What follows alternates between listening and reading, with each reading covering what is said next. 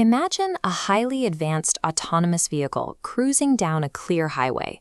Every circuit, every wire, and every processor is operating perfectly. Suddenly, a torrential downpour and heavy fog roll in. The hardware is flawless, but the vehicle is about to make a fatal steering error. For years, the automotive industry has relied on a rigorous standard called ISO26262 to prevent accidents. It focuses on functional safety, ensuring that if a physical component breaks, the system catches the failure and stops the car. Under this standard, the hardware-software interface acts as a simple, deterministic bridge. If a wire snaps, the hardware sends a definitive binary red fault signal up to the processor, which halts the system. But as we push into level 3 autonomy, the rules change. Extreme glare or dense rain can enter a perfectly intact camera lens, causing perception algorithms to hallucinate an empty road where a concrete barrier actually exists. The hardware never registers a fault code.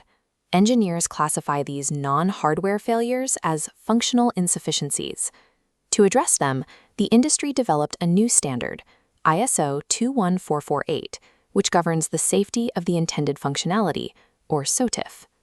To survive SOTIF scenarios, where the environment is unknown and highly unpredictable, the vehicle's underlying architecture must move beyond simple error checking and begin quantifying environmental complexity.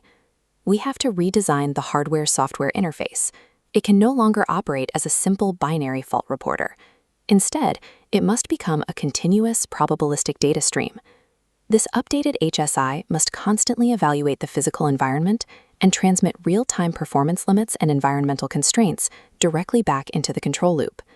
In highly automated systems, hardware reliability alone does not equal safety.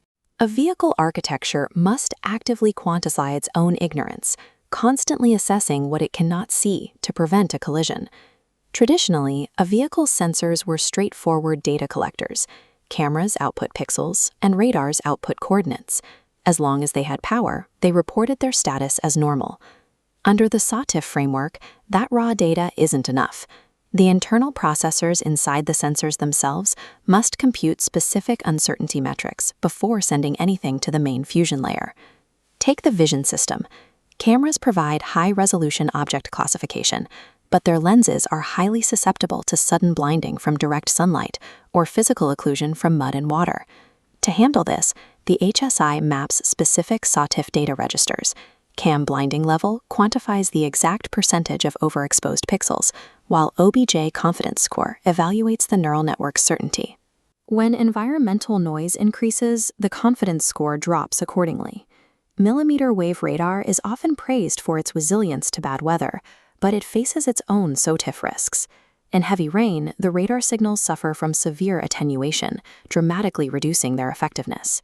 As signal-to-noise ratio drops on the x-axis, radar range error spikes aggressively.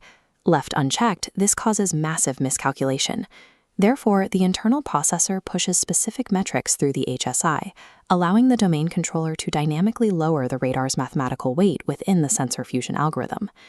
The third primary sensor, LiDAR, faces a different challenge.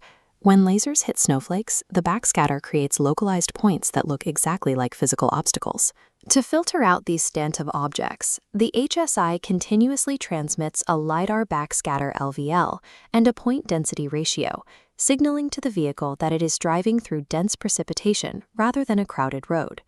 By transmitting these continuous probability limits, the perception layer actively prevents the control algorithms from overreacting to environmental hallucinations. Perceiving the environment is only half the equation. The other half involves the execution layer at the bottom of the loop, the physical actuators. There is a major blind spot in autonomous design regarding the dynamic limits of these actuators, especially when the hardware is operating exactly as intended. Consider a vehicle executing rapid, high-speed evasive swerves on a winding mountain road. The intense load quickly heats up the electric power steering motor. To prevent overheating and fires, the steering motor automatically triggers a thermal derating mode, intentionally limiting the amount of torque it can produce. From a traditional functional safety perspective, this thermal protection is a complete success. The hardware protected itself without failing. The predictive controller calculates crash avoidance trajectories, assuming it has access to the motor's maximum 250 Newton meters. But because the motor is locked at 150, a massive gap opens up between the algorithm's math and physical reality, leading directly to a collision. The solution is dynamic boundary value feedback via the SOTIF HSI. The HSI must continuously pipe critical actuator variables upward, including ACT max torque available to show available torque, and brake fric est coef to report estimated road friction. Armed with real-time feedback, the predictive controller executes dynamic mitigations. If it recognizes road friction has dropped, it instantly increases the required stopping distance. Continuous bidirectional feedback is mandatory. It ensures the autonomous brain never commands a trajectory that the physical body of the car is incapable of performing. The final, and arguably most complex architectural requirement in the SOTIF framework is the management of time. Traditional safety engineering uses the fault-tolerant time interval. This is a strict budget measured from the exact millisecond a hardware component breaks to the moment the system must take corrective action. A SOTIF event happens gradually, requiring a dynamic timing chain. First, environmental triggers, like lens occlusion. Second, perception latency, the compute time verifying threats. Third, actuator latency, the physical delay triggering brake pressure. Finally, human reaction time, the seconds needed to take control. To manage this chain of variables, SOTIF HSI data packets must carry strict timestamps, allowing the main processor to monitor network jitter in real time. If the total processing and execution delay exceeds the engineered latency budget, the vehicle must treat that delay itself as a critical failure trigger. Precisely tracking this end-to-end timing budget is the ultimate safeguard, guaranteeing the system transitions to a safe state before an accident can unfold. Pulling back, we can see the complete autonomous vehicle architecture operating under these specific SOTIF requirements. Probabilistic sensor arrays feed uncertainty metrics upward.